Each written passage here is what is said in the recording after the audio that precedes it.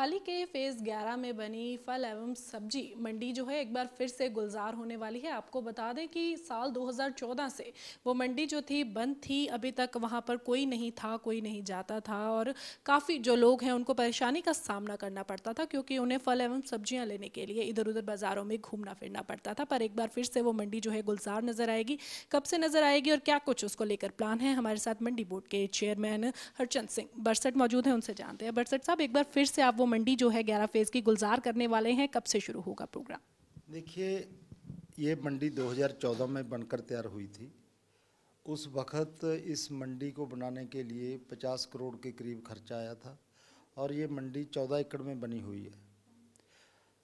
मुझे बड़े अफसोस के साथ कहना पड़ता है कि पंजाब गवर्नमेंट का 14 एकड़ प्राइम लैंड मोहाली के बीच और उस समय 50 करोड़ का खर्चा, जो आज वो मंडी 200 करोड़ में भी नहीं बन सकती। टोटली सेंट्रली एसी मंडी है और इंटरनेशनल लेवल की मंडी बनी हुई है, मगर किसी गवर्नमेंट के चेयरमैन ने, किसी गवर्नमेंट के अफसर ने उसकी तरफ ध्यान नहीं दिया। 9 साल से वो मंडी बंद है।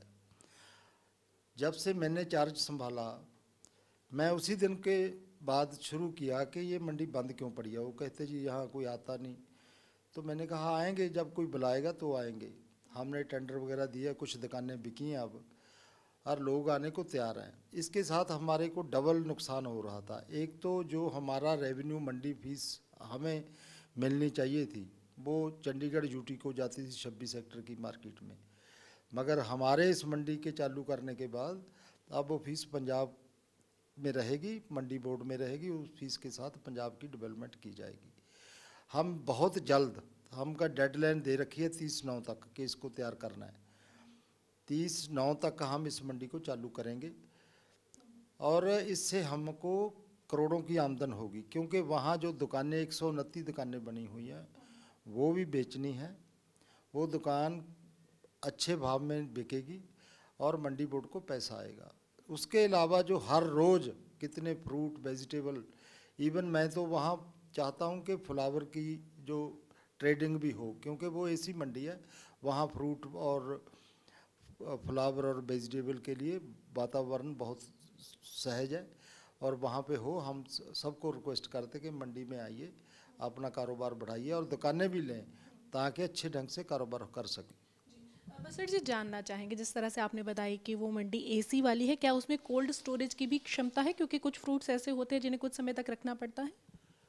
कुछ कोल्ड स्टोरेज की थोड़ी क्षमता है, मगर जब रिक्वायरमेंट बढ़ेगी, हमारे पास जगह है, हम लोगों को सहूलत दे देंगे, हमें कोई प्रॉब्लम नहीं उस बात की। तो वहाँ पर जिस तरह से आपने बताया कि कुछ ही समय में शुरू हो जाएगी, आपने सितंबर में बताया कि सितंबर तक उसका सारा काम पूरा कर लिया जाएगा, तो कौन कौन वहाँ पर आ सकता है? क्या उसके लिए कोई किसी तरह की कोई फीस देनी होगी या किस तरह से वहाँ पे स्टॉल बुकिंग होगी? तो ये सारा प्रक्रिया किस तरह से रहेगी? प्रक्रिया ये है कि वहाँ दुकानें बनी हुई हैं 129, उनमें से कुछ दुकानें तो सेल होगी। जो भी वहाँ अपना कारोबार करना चाहता है, बिजनेस, खास तौर पे आड़ती, वो अपनी दुकान लेके वहाँ कारोबार शुरू कर सकता है। और उसके बाद कोई भी किसान जो फ्रूट और वेजिटेबल का काम करता है, वहाँ अपनी फसल लेके आ सकता है, वहाँ उसकी ट्रेडिंग होगी, उसका व्यापार होगा। लोगों के लिए किस तरह ये सुविधाजनक रहेगा? क्योंकि अब तक देखा जा रहा था कि लोगों के पास प्रॉपर एक मंडी नहीं थी, खास करके मोहाली में। तो आपको लगता है कि लोगों के लिए काफ़ी जो सुविधाजनक हो जाएगा? बिल्कुल हो जाएगा। जैसे मैंने आपको बताया कि ये इंटरनेशनल स्टैंडर्ड की मंडी है। इसके मंडी के अंदर ही एक थड़े बने हुए हैं रेडी वालों के लिए। वो काफ़ी थड़े बने हुए हैं, बड़े सिस्टमेटिकली बने हुए हैं। उसमें ना तो गंद पड़ता है, सब्जी साफ सुथरे तरीके से रख के सेल की जा सकती है। वो अलग से एक पोर्शन बना हुआ है रेडी वालों के लिए। इसलिए ये मंडी लोगों को बहुत सहूलत देगी। आपने बताया कि वहाँ पर जो दुकानें हैं उनकी सेल अभी हो रही है, तो उसको लेकर के क्या अभी भी कुछ टेंडर इसके लिए निकाला गया है या डायरेक्ट इसको परचेज किया जा सकता है? उसका क्या प्रक्रिया है? ये सारी ई टेंडरिंग हो रही है। हमने पहले ई टेंडरिंग की थी, कुछ दुकानें बिकी हैं, मगर जितनी हमें उम्मीद थी उतनी नहीं बिकी। इसलिए हमने अब पर्सनली, हमारे ऑफिसर्स ने और मैंने खुद, जो 26 मार्केट के आड़ती लोग हैं उनसे रिक्वेस्ट किया और बाकी भी शहरों के आले दाले के जितने आड़ती लोग हैं उनको रिक्वेस्ट कर रहे हैं कि आप एक दफ़ा आइए, जो सहूलत होगी हम आपको देने को तैयार हैं, मगर यहाँ पे आके अपना कारोबार करो। आपने बेशक उस ज़मीन का मुआयना किया होगा, तो आप किस तरह से देखते हैं कि 2014 में वो मंडी बनी थी पर अभी तक वहाँ पर जो है शुरुआत नहीं हो पाई है, तो लोगों को कितना इसका जो नुकसान है वो हुआ है? अब आप सोचो कि 129 दुकान है यहाँ, उस लेवल की दुकान 1 लाख रुपए से कम महीने पे किराए से नहीं मिलती, कम से कम 129 इंटू 1 लाख पर मंथ, और 9 इंटू अब तक का 12, कितने करोड़, कितने हजार करोड़ का नुकसान हो गया। ये पंजाब का नुकसान हुआ है।